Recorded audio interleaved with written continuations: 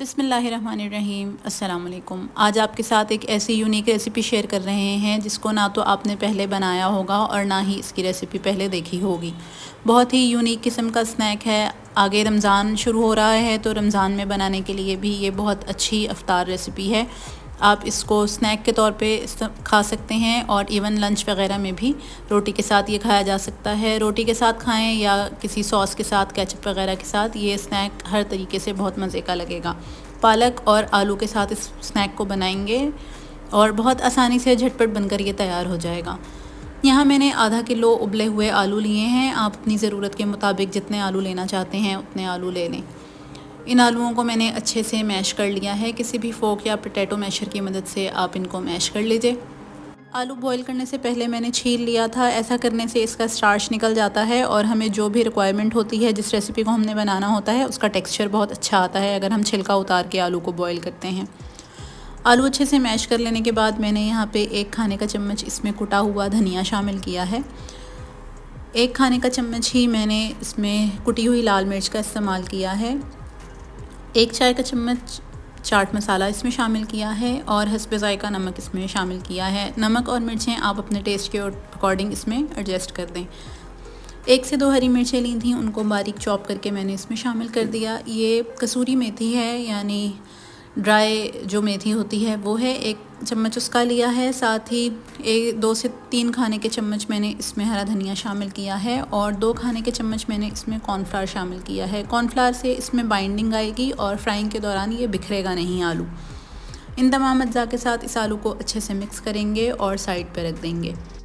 बज़ाहिर ये रेसिपी देखने में बहुत आम सी लग रही है। हमने इसमें आलू में जितने मसाले मिक्स किए हैं वो नॉर्मली आलू के कबाब या रोटी बनाने के लिए इस्तेमाल किए जाते हैं, लेकिन जो नेक्स्ट प्रोसेस हम इसमें करेंगे उससे इस रेसिपी की जो लुक है, जो इसका टेस्ट है, वो बिल्कुल डिफरेंट हो जाएगा।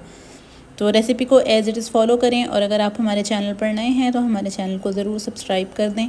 इंस्टाग्राम और फेसबुक पर हमको फ़ॉलो भी कर लें। अब यहाँ एक बॉल में मैंने छना हुआ बेसन लिया है। ये तकरीबन पौना कप बेसन है। आप अपनी ज़रूरत के मुताबिक बेसन ले सकते हैं। इसमें मैंने 1 खाने का चम्मच चावल का आटा शामिल किया है। साथ ही 1 चाय का चम्मच लाल मिर्च का, हस्बे ज़ायका नमक थोड़ा सा, या 1 चाय का चम्मच इसमें मैंने ज़ीरा शामिल किया है थोड़ा सा कूट के, और 1 चाय का चम्मच मैंने इसमें अजवाइन का शामिल किया है। इन तमाम अज्जा के साथ हमें एक रनी सा बैटर बना लेना है। बहुत ज़्यादा पतला भी ना हो और बहुत ज़्यादा गाढ़ा भी ना हो ये बैटर। बस एक नॉर्मल कंसिस्टेंसी का बैटर हम बनाकर इसको भी साइड पे रख देंगे। आलू का मिक्सचर और बेसन की ये स्लरी बनाने के बाद हमने यहाँ हस्बे ज़रूरत पालक के पत्ते लिए हैं। जितने पत्ते आपको रिक्वायर हों आप उतने ले लें। साइज़ भी आप अपनी पसंद के हिसाब से ले सकते हैं, छोटा या बड़ा। मैंने इन पत्तों को अच्छे से धो के खुश्क कर लिया था, डंडी निकाल दी थी। आप देख सकते हैं कि ये सिर्फ़ एक पत्ता मैंने अपने हाथ पे लिया है। इसमें हस्बे ज़रूरत मैंने आलू का जो मिक्सचर तैयार किया था वो रख दिया है।